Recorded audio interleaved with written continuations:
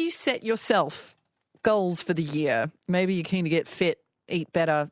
What about saving more money or spending less money or paying down the mortgage? Have you got any financial goals for the year? Well, it is easy to set yourself targets, but how do you convert them into reality? And what are some of the other things you might want to keep in mind when it comes to financial goal setting? Phil McGann might have some advice for you. He's from Claritude Financial Planning. And just a reminder, our conversations, Phil, are always enjoyable, but general in nature. Very much general in nature, Kat. You should seek out your own personalised financial advice from a qualified expert. So, that said, Phil, have you set financial goals for the year? Oh, always look at the end of the beginning of a new calendar year, and always setting goals, whether it's health or wealth. And in my case, I tend to sort of do more of the latter. And that's really, you've got to make sure the goals you're sort of setting are at a certain level. Okay. As we sort of talk about. Right, sustainable. Like, don't think that you can run a marathon if you've been a couch potato for all of 2020. Correct. And people need to sort of be, as I sort of say, they need to be specific goals. They need to be measurable goals. They need to be attainable. You can't actually just sort of come up with I want to make $1 million by Christmas. Well, it's probably not going to happen. But if you actually have bite-sized chunks of that and say, well, I'm going to try and put more money into super, or I'm going to pay the credit card down, or I'm going to buy some shares finally, and make it that way. Can I ask, you would have a sense of some of the common goals that people set for themselves. What are most people keen to achieve, or the goals that you hear talked about all the time? All the time. I mean, people want to get on top of their budget. That's a big thing. It's a bit boring in one regard, but people don't know where their money they know where it comes from, but they know where it goes. And they need to sort of look at it in a bit more detail and sort of say, yeah, I really want to get on top of my finances. So that's probably a common one. I want to put more money into super. I want to sort of build that up because it's a long time away, potentially retirement, but I really think I should do a bit more of that.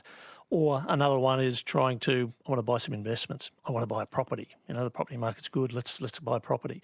Is that reasonable for that person? Well, that's what we need to talk about. And how do you figure out whether the goal is the right goal for you? Well, that's the secret sauce, so to speak. So you really got to delve into their personal situations there, what their risk tolerance is, how their experience in investing is, that sort of idea, to find out what the best thing for them is on an individual basis. It's not cookie cutter stuff. It's really bespoke sort of advice.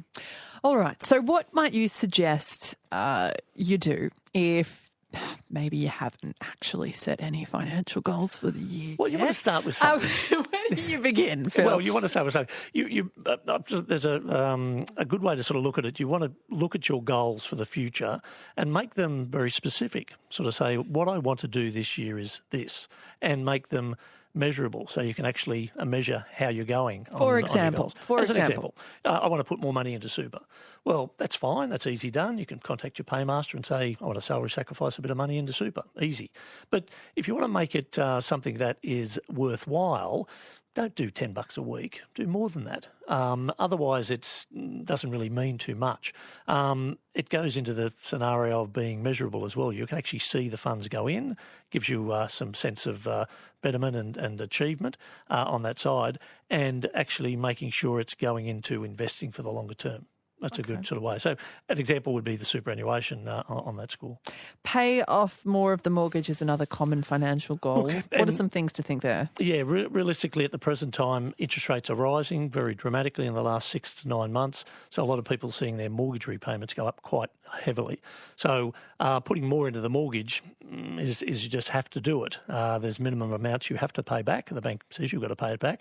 So that's back into the budget sort of scenario as well. But definitely if you want to pay more off the mortgage, come up with a plan, work with your advisor to say, well, I want to sort of try and get to this level by the end of the year. How much should I put in each fortnight, each month to actually achieve that goal?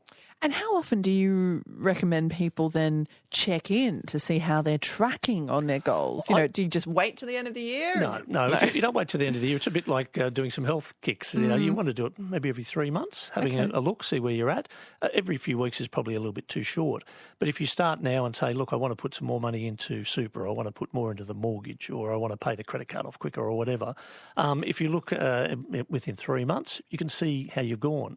You may have seen 3 or 6 payments into super, and you can sort of see those funds clicking up and see what your balance is at that stage. You may want to then adjust it up or down depending on your circumstances. And then if you did it every 3 months, well, you've got 4 lots of 3 months in a calendar year, and it will give you something to bite-sized amounts. That's what you're talking about, the bite-sized chunks. How to think about setting financial goals this afternoon on ABC Radio Brisbane and Queensland. Phil McGann from Claritude Financial Planning giving you some very general advice. Just a reminder to always seek personalised financial advice from the relevant professional. But let's talk about another common goal, and that is dealing with credit card debt or debt generally. Look, credit cards are a funny one. I mean, for me, a credit card is a transaction account. For a lot of people, they look at it as it's a loan. You should not borrow money on a credit card. It's a very, very bad thing to do. You're paying 18, 19, 22% interest, and you don't need to do that it's a transaction account for mine. And the other thing people forget about credit cards is the bigger the limit you've got on the credit card, it hurts your borrowing capacity. And a bank will say to you, gee, you've got a $20,000 credit limit there. We're going to assume that you could draw that all up tomorrow and have to repay that, so your borrowing capacity is a lot lower. So having as small a limit as possible is the way to go. Usually these days people have credit facilities or credit card abilities on a debit card. So you might have a Visa debit card. So you get the benefits of the system to be able to pay for things with a card, but using your own money, not the bank's at 18%. Yeah, those interest rates. And aren't we all waiting to see what happens with rates generally this year? I mean, all of this comes back to a very neat acronym that you have for us, Phil, to keep in mind. Look, and it's not something I came up with, but it's something it's been in the market for a while. So SMART. Your goals should be specific, measurable, achievable, relevant and time-bound. You know, you should be able to measure them over time. You should be able to specifically say what you want to do. They should be relevant to your circumstances.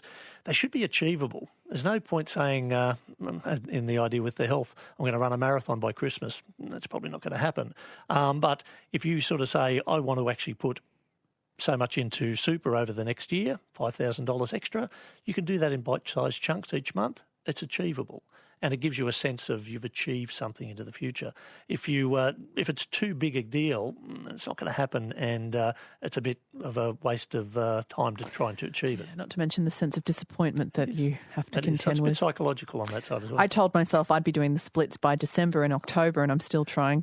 I'll get there, Phil. Right, I'm close. Well, I'm very close. Oh, I just wanted to let you know that. Phil, thank you very much. Anything else that you think is really important to share with regards to setting goals for the year? Look, I really do think the achievability is the big thing. Yeah. Don't try and do something too much.